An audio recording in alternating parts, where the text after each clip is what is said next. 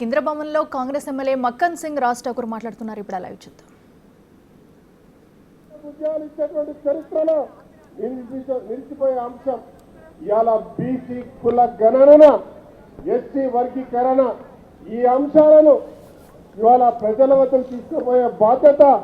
యువజన కాంగ్రెస్ తీసుకోవాల్సిందిగా రాష్ట్ర అధ్యక్షుడిని మరి ఇక్కడ వచ్చిన నాయకులందరినీ కూడా కోరుతా ఉన్నాను. స్థానిక ఎన్నికలు వస్తా ఉన్నాయి.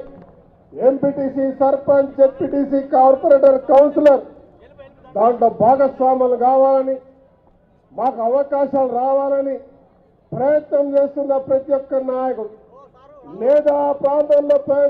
పార్టీ నిర్ణయించిన ఒక వ్యక్తికి గెలుపు దిశగా పోవాలంటే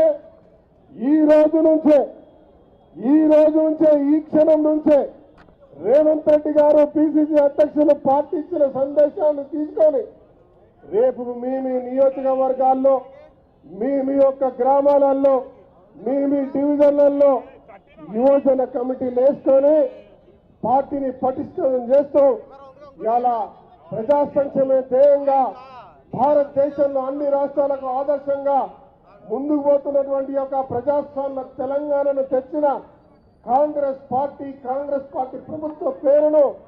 రాష్ట్ర ముఖ్యమంత్రి గారి పేరును, పిసిసి అధ్యక్షుడి గారి పేరును, యావత్ క్యాబినెట్ ను, దేశ అధ్యక్షుడు మల్లికార్జున్ ఖర్గే గారు, రాహుల్ గాంధీ గారి నాయకత్వాన్ని ఈ భారతదేశంలో పేద ప్రజల పక్షాన, బలహీనుల పక్షాన